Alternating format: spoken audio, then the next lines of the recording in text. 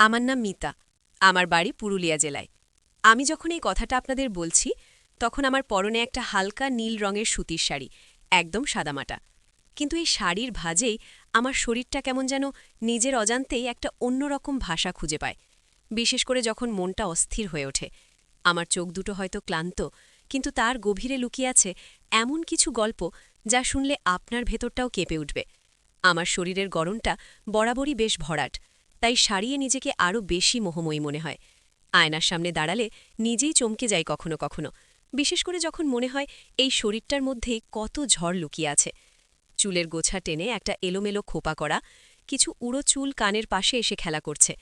এই তো আমি, একজন সাধারণ দাড়ি, কিন্তু আমার ভেতরে এমন এক জটিল সম্পর্ক বাসা বেঁধেছিল যা সমাজের সব নিয়ম ভেঙে দিয়েছিল। এটা কোনো সিনেমার গল্প নয়, এটা আমার জীবনের জলযন্ত্র সত্যি। আমার জীবনে এমন একটা সম্পর্ক এসেছিল যা ভাবতেও গা শিউড়ে ওঠে, অথচ তার টান এতটাই ছিল যে নিজেকে সামলানোটা প্রায় অসম্ভব হয়ে উঠেছিল।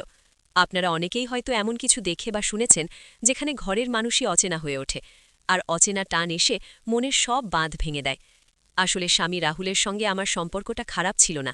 আমাদের সংসার ছিল ছিমছাম, ছোটখাটো অভাব থাকলেও ভালোবাসাটা ছিল অটুট। কিন্তু মনের গভীরে এমন কিছু চাহিদা থাকে যা হয়তো মুখে বলা যায় না, কখনো বলা হয়ে ওঠে না। রাহুলের ছোট ভাই রাহুল আমাদের সঙ্গেই থাকত। ওর নামটা যখনই মুখে আসে বুকের ভেতরটা কেমন যেন ধরপড় ওঠে। তখন রাহুল সদ্য কলেজ পাশ করেছে, একদম তরতাজা একটা ছেলে। চোখে মুখে স্বপ্ন আর সারাক্ষণ একটা দুষ্টুমি ভরা হাসি লেগে থাকত ওর ঠোঁটে। রাহুলের থেকে রাহুল বয়সে বেশ ছোট, প্রায় ৮-৯ বছরের ছোট হবে। প্রথম প্রথম ও আমাকে বৌদি বলে ডাকত, খুবই সমীহ করে। আমি ওকে ছোট ভাইয়ের মতোই স্নেহ করতাম। কিন্তু সময় যত এগোতে লাগল আমাদের সম্পর্কটা যেন এক অন্য পথে মোড় নিতে শুরু করল। সেই পথটা ছিল অন্ধকার, নিষিদ্ধ আর একই সাথে তীব্র আকর্ষণীয়। আমি ভাবতেও পারিনি যে আমার জীবনে এমন কিছু ঘটতে পারে। প্রথম দিকে ব্যাপারটা ছিল খুব সাধারণ। রাহুল বাড়ির টুকিটাকি কাজে আমাকে সাহায্য করত, কখনো বাজার থেকে কিছু নিয়ে আসা, কখনো রান্নাঘরের কাজে হাত লাগানো, আবার কখনো আমার ছোটখাটো পছন্দের জিনিস নিয়ে আসা। ও জানত আমি কি খেতে ভালোবাসি, কি ধরনের বই পড়তে ভালোবাসি। আমার অজান্তেই ও যেন আমার মনের গভীরে একটা জায়গা করে নিচ্ছিল। ওর হাসি, ওর কথা বলার ভঙ্গি, ওর চোখের চাউনি, সবকিছুতেই কেমন যেন একটা অদ্ভুত মাদকতা ছিল। রাহুল কাজে বেরিয়ে গেলে আমি আর রাহুলই বাড়িতে থাকতাম। সারা দিন ধরে আমাদের টুকটাক কথা চলত, হাসি ঠাট্টা চলত। ওর সামনে আমি নিজেকে অনেক বেশি স্বাচ্ছন্দ্য মনে করতাম। ওর সাথে কথা বলতে বলতে কখন যে সময় কেটে যেত বুঝতেও পারতাম না। রাহুল কাজে ব্যস্ত থাকত, তার কাজের চাপ ছিল অনেক। মাঝে মধ্যে মনে হতো আমার প্রতি তার মনোযোগটা হয়তো একটু কমে গেছে। এই শূন্যতাটাকেই যেন রাহুল পূরণ করতে শুরু করেছিল অজান্তেই। একদিন দুপুরের কথা, রাহুল অফিসে, আমি রান্নাঘরে কাজ করছিলাম। রাহুল তখন এখন সবে টিউশন থেকে ফিরেছে। গরম লাগছিল খুব। সে সোজা এসে আমার পাশে দাঁড়ালো, বলল, বৌদি, আজ খুব গরম তাই না? আমি ঘামে ভিজেছিলাম, শাড়ির আঁচলটা কাঁধ থেকে খসে পড়ছিল বারবার। ওর কথা শুনে আমি একটু হেসে ঘাড় নাড়লাম। ও তখন হঠাৎ করে আমার কাছাকাছি এসে বেড়ালো। আমার কপালে বিন্দু বিন্দু ঘাম দেখে নিজের রুমাল দিয়ে মুছিয়ে দিতে চাইল। আমি একটু হকচকিয়ে গেলাম। ওর আঙুলের স্পর্শে আমার কপালে যেন একটা বিদ্যুৎ খেলে গেল। ও ততক্ষণে রুমালটা সরিয়ে নিয়েছে, কিন্তু তার স্পর্শ আমার কপালে অনেকক্ষণ লেগে রইল। ওর চোখ দুটো তখন আমার দিকে এমনভাবে তাকিয়েছিল যেখানে শুধুমাত্র স্নেহ নয়, আরও কিছু গভীর অনুভূতি খেলা করছিল। সেই প্রথম ওর চোখে আমি অন্য কিছু দেখেছিলাম, একটা চাপা উত্তেজনা, একটা অদ্ভুত আকর্ষণ। সেদিন রাত্রে ঘুমোতে পারিনি আমি। ওর চোখের চাউনিটা বারবার মনে পড়ছিল। বুকের ভেতরটা কেমন যেন মোচড় দিয়ে উঠছিল। আমার মনে হচ্ছিল এই তো শুরু, কিছু একটা হতে চলেছে, যা হয়তো ঠিক নয়, কিন্তু যার থেকে নিজেকে সরিয়ে রাখাটা অসম্ভব। এরপর থেকে ওর ব্যবহার আরও যেন ঘনিষ্ঠ হতে শুরু করল।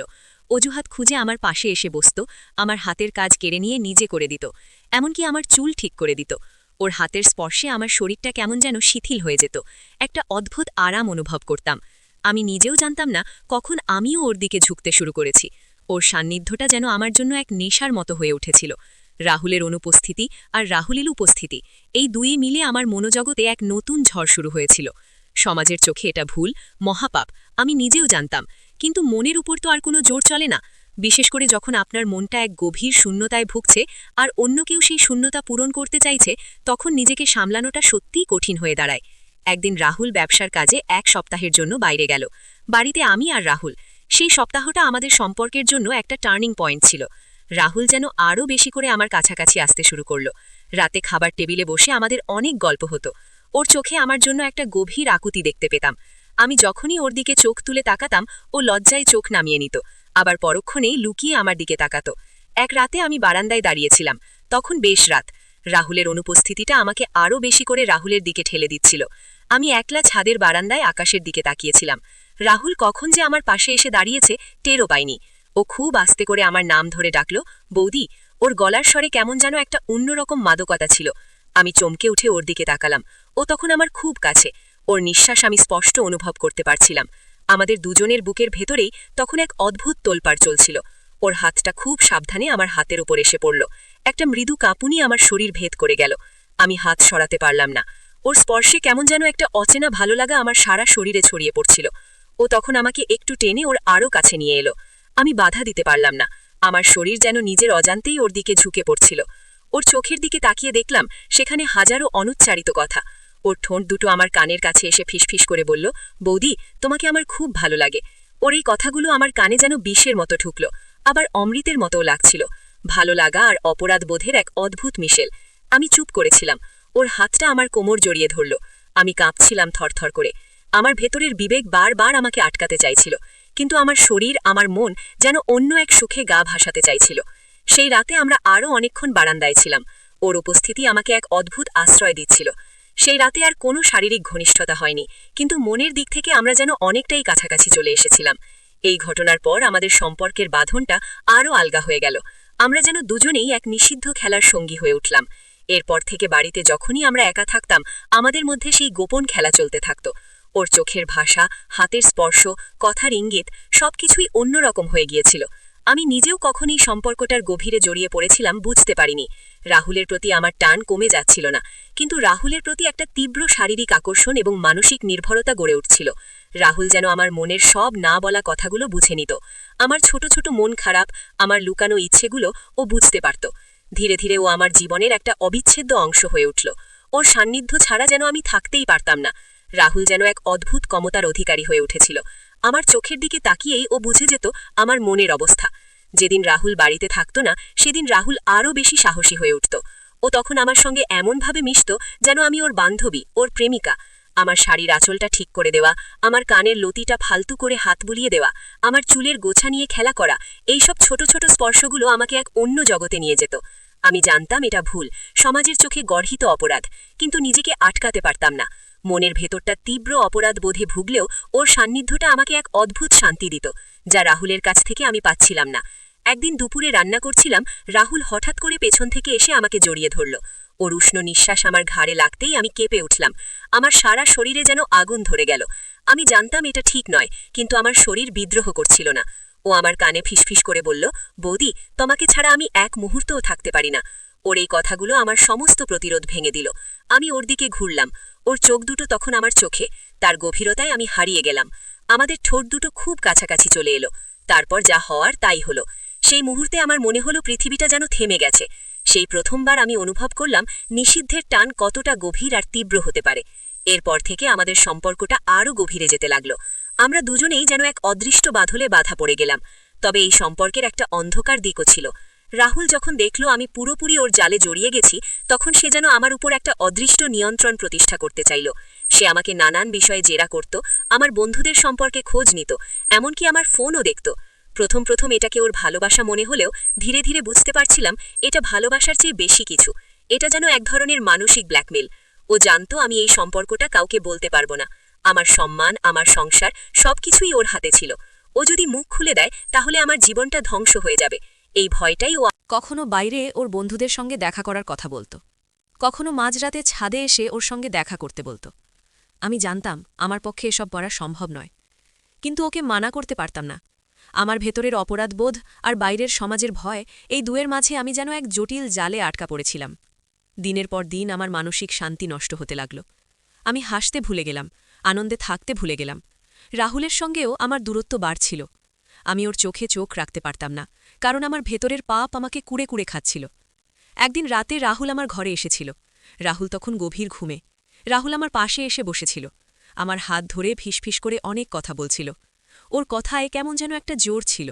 ও আমাকে বলছিল যদি আমি ওর কথা না শুনি তাহলে ও আমাদের সম্পর্কের সব কথা রাহুলকে বলে দেবে।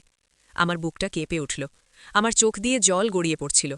আমি জানতাম ও যা বলছে সেটা আমার জন্য চরম সর্বনাশ ডেকে আনবে, কিন্তু আমি কি করব, ওকে আটকাতে পারছিলাম না। সেদিন রাতে আমি এক কঠিন সিদ্ধান্ত নিলাম। আমি এই সম্পর্ক থেকে বের হয়েই আসব, যে কোনো মূল্যে। পরের দিন সকাল থেকেই আমি রাহুলকে এড়াতে শুরু করলাম। ও আমাকে বারবার কাছে আসার চেষ্টা করলেও আমি ওকে এড়িয়ে যাচ্ছিলাম। ও আমার দিকে রাগে তাকাচ্ছিল, কিন্তু আমি ওর চোখের দিকে তাকাতে পারছিলাম না। বিকেলে যখন ও আমার কাছে এসে জানতে চাইল কেন আমি এমন করছি, আমি খুব ঠান্ডা গলায় বললাম, রাহুল, যা হচ্ছে তা ভুল, এটা এভাবে চলতে পারে না। ও প্রথমে বিশ্বাস করতে পারছিল না। ও আমাকে ভয় দেখাতে চাইল। আমি সব বলে দেব রাহুলকে। আমি জানি এটাই ওর শেষ অস্ত্র। আমার মন তখন পাথর হয়ে গেছে। আমি বললাম, যা খুশি তাই করো, কিন্তু আমি আর এই সম্পর্কে থাকতে পারব না। তোমার যা করার করো। ওর মুখটা ফ্যাকাশে হয়ে গেল। ও বুঝল আমি এবার দৃঢ় সংকল্পবদ্ধ। এরপরের কিছুদিন বাড়িতে একটা চাপা উত্তেজনা ছিল। রাহুল আমার সঙ্গে কথা বলতো না, আমাকে দেখলে মুখ খুঁড়িয়ে নিত। আমি জানতাম ও আঘাত পেয়েছে, কিন্তু আমার আর কোনো উপায় ছিল না। আমি আমার সংসার, আমার সম্মান সবকিছু বাঁচাতে চেয়েছিলাম। এই নিষিদ্ধ সম্পর্কটা আমার জীবনকে তিল তিল করে শেষ করে দিচ্ছিল। ধীরে ধীরে পরিস্থিতি স্বাভাবিক হল। রাহুল পড়াশোনার জন্য শহরে চলে গেল। যাওয়ার আগে ও আমার দিকে একবারও ফিরে তাকায়নি। আমি ওকে বিদায় জানাইনি। একটা নীরব বিদায় ছিল আমাদের। ও চলে যাওয়ার পর আমার মনে এক অদ্ভুত শান্তি নেমে এলো। তবে এই সম্পর্কটা আমাকে অনেক কিছু শিখিয়েছিল মনের দুর্বলতা মানুষকে কতটা ভুল পথে চালিত করতে পারে, আর সমাজের সীমারেখা ভেঙে দিলে তার পরিণতি কতটা ভয়াবহ হতে পারে। এক মুহূর্তের ভুল, এক ফোঁটা অন্ধ আকর্ষণ সারা জীবনের শান্তি কেড়ে নিতে পারে। আজও যখন সেই দিনগুলোর কথা মনে পড়ে আমার বুকের ভিতরটা কেঁপে ওঠে। আমি জানি জীবনে চলার পথে অনেক প্রলোভন আসে, অনেক কঠিন মুহূর্ত আসে, কিন্তু সবসময় মনে রাখতে হয় নিজের বিবেক আর সম্মানই আসল। ভুল থেকে শিক্ষা নিয়ে নতুন করে শুরু করাটাই বুদ্ধিমানের কাজ। আমার এই গল্পটা হয়তো আপনাদের একটা আয়না দেখাবে। জীবনে এমন নিষিদ্ধ আকর্ষণ যখন আপনার দরজায় কড়া নেয়, তখন নিজের অন্তরকে প্রশ্ন করবেন, এর পরিণতি কি সুখের হবে, নাকি সারা জীবনের জন্য একরাশ অনুশোচনা আর ভয়ে এনে দেবে মনে রাখবেন, কিছু জিনিসের দাম জীবন দিয়েও শোধ করা যায় না। নিজেদের সম্পর্কগুলোর যত্ন নিন, একে অপরের প্রতি বিশ্বাস রাখুন এবং সামাজিক ও নৈতিকতার সীমারেখা মেনে চলুন। কারণ ক্ষণিকের সুখের জন্য সারা জীবনের শান্তি বিসর্জন দেওয়াটা কখনোই বিচক্ষণতার কাজ নয়। জীবন আমাদের সুযোগ দেয় শুধরে নেওয়ার। যাই হোক বন্ধুরা, আমাদের আজকের ভিডিওটি এই পর্যন্তই। আপনাদের গল্পটি কেমন লাগলো কমেন্টে জানাতে ভুলবেন না। আর আপনারা কোন ধরনের ভিডিও দেখতে চান কমেন্টে জানিয়ে দিন। যদি আমাদের ভিডিওগুলি ভালো লাগে তাহলে লাইক, কমেন্ট এবং শেয়ার করুন। আর সবার আগে ভিডিও পেতে আমাদের মিষ্টি ভয়েস চ্যানেলটাকে সাবস্ক্রাইব করুন এবং পাশে আসা বেল আইকনটি অল করে দিন।